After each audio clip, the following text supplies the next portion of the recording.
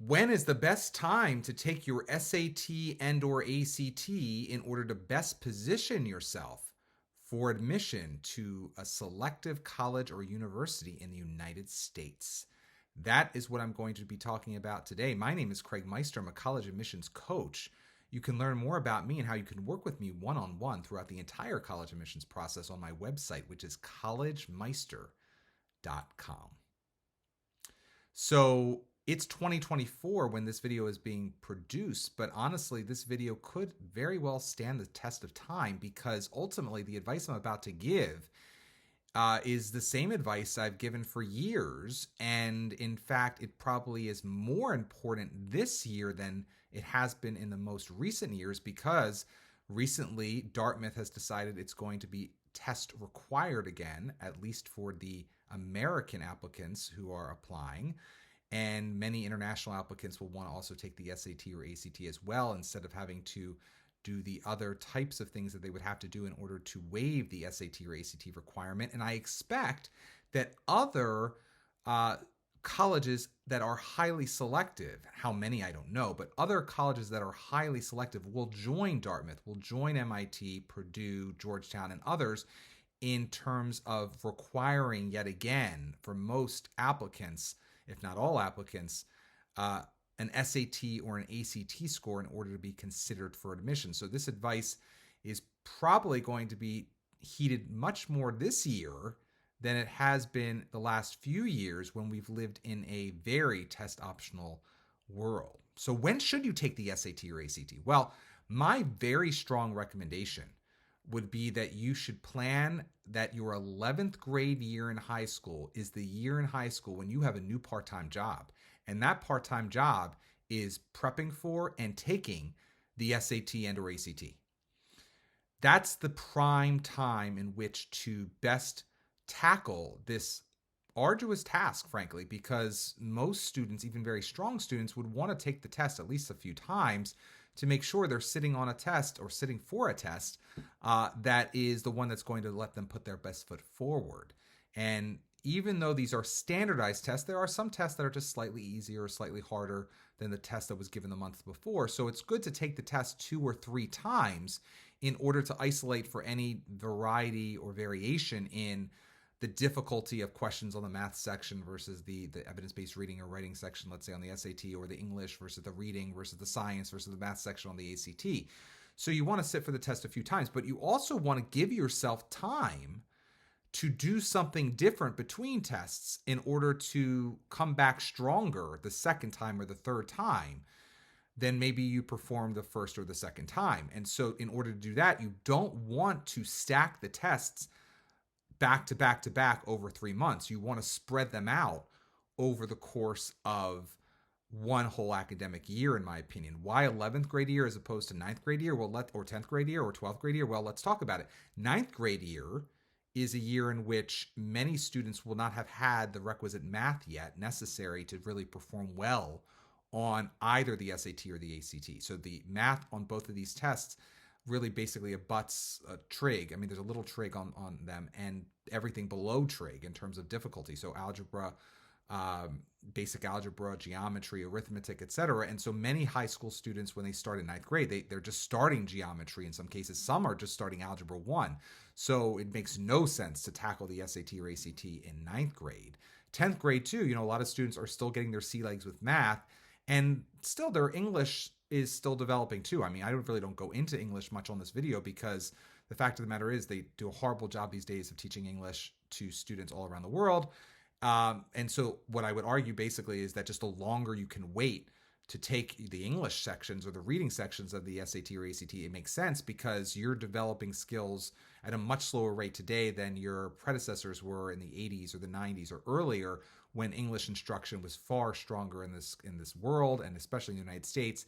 And reading was definitely much more of a key element of one's curriculum in high school. So that's another reason why you want to wait till as long as you possibly can. And 11th grade is the latest point at which you can wait, and I'll talk about that in a minute. But 10th grade, again, you're still not really having enough math yet in many cases. Now, again, if you're exceptional in math, that would be a potential a situation in which maybe to take it earlier. But again, most people who are actually very exceptional in math are not always very exceptional in reading and English. So that's another reason to wait. So it really gets us to 11th grade year. You can't take it in 12th grade year, or you could, but not if you really want to plan ahead strategically and be in the best position to bang out applications to an early action school or two, and one early decision school or a few rolling schools even in your 12th grade year, because you want to do that within the first month or two of your high school 12th grade year. And so you really, the latest you would want to test in 12th grade year would be October of your 12th grade year. And so that's why the prime time is 11th grade. So when in 11th grade, the tests are offered depending on what part of the world you are in, most months, not all months, but most months. And so if you're focusing on the SAT, I would try one SAT in the fall of your 11th grade year, one in the winter or early spring. So that gives you some time between your first and your second to maybe readjust, study more, get a tutor, take a course, do a combination of those things, do a few more practice tests, full-length practice tests timed, and then come back stronger for your, let's say, your winter or your early spring SAT. And then depending on what happens with your second SAT in winter, early spring, at that point, you can then take your third and final SAT in the late spring, or at the latest, the very early summer of your 11th grade year. Again, basically, that would potentially bleed into the summer after 11th grade, but you get my point. That's the ideal scenario if you're looking at the SAT. Same thing with the ACT, frankly. There's no real difference, just except the months that they're offered are slightly different. But maybe one in the fall of 11th grade year to get your C legs, to see what your baseline is, to lock in a score. Once in the winter or early spring of your 11th grade year. And then once again in the later spring, mid-spring, or even early summer of your 11th grade year. And then you're done, because ideally by late July, before your senior year, your 12th grade year in high school, you have locked in what your best SAT score is, what your best ACT score is, and you can work with me or someone else you trust to decide where, if at all, you should be sending those scores. And that will, of course, depend on your college list. But you want to make those decisions in the summer before 12th grade starts, so that you don't have to be scrambling to take more tests, to readjust your list, may not even know what a safety or possible or reach really is. If you haven't really even started testing, let's say, until late 11th grade year, you may plan to keep testing into the many months into, let's say, the first semester of 12th grade year. That's going to really ruin your ability to strategically deploy applications at the right time, in the right way, in the right manner, to the right schools in early 12th grade year. And that's why 11th grade year is where it's at. 11th grade year is the year you want to have a part-time job in your mind as being an SAT or ACT studier and prepper and full-length practice test taker, so that you're going to be in the best position possible to hit it out of the park and get into the schools you want to get into, and send the scores to the appropriate schools in the appropriate way during your 12th grade year. Almost all of my students that I work with one-on-one will send their scores to the colleges on their list in, let's say, August of their 12th grade year, right before their 12th grade year. And they'll be done with it. They won't be thinking about standardized testing ever again, because they've gone through the 1 year experience that is 11th grade year. It's not a pleasant year. It's the last full year of grades, of course, the colleges are going to see. But it's also a year where, again, my students are of the frame of mind where they need to have a part-time job of prepping for the SAT in whatever way makes sense for them and their budget and their time. But 11th grade year is certainly where it is at, and leave space between each test in order to come back stronger for the final test. Why only 3? Because really, after you've done it 3 times, it's very unlikely that your score is going to fluctuate much at all. And so if you're going to take in your mind the SAT 4 times, very rarely does the score move much on either the SAT or the ACT between the 3rd time and the 4th time. And frankly, if you're happy with your score after the first time or the second time, be done with it. It's over, especially vis-a-vis your list. If it represents scores that are usually in the top 25th percentile of accepted students at the colleges on your list, of course you're done. There's no need to keep testing beyond 1 or 2 tests. Now, should you take the SAT and ACT? Well, that's a whole nother discussion for another day. They slightly cater to different strengths and weaknesses, but they are more similar to each other than ever before.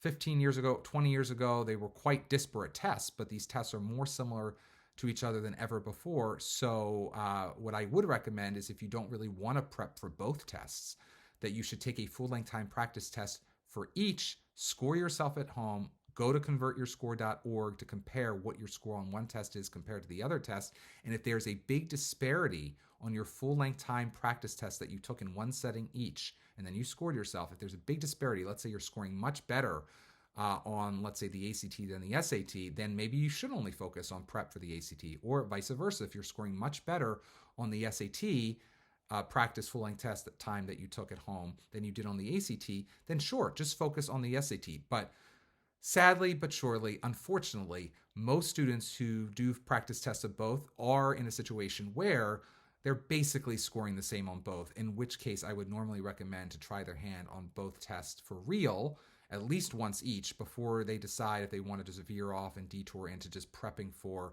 one test for the remainder of their junior year. If you're a lucky person, you'll see right from the start that one test just clicks with you better, and you will just maybe focus on that prep alone for that one test. But the good news is, even if you only are prepping for one test, because the tests, the SAT and the ACT, are more similar than they have been ever before, even though one is now digital and one is on paper still, though that will change eventually. They'll both become digital over the future years.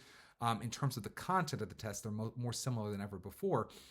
It is definitely the case where if you would prep for just one, there would definitely be dividends paid for both. So that is good news if you decide to try your hand at both the SAT and the ACT. If you like this video, please give it a thumbs up and also subscribe to my channel.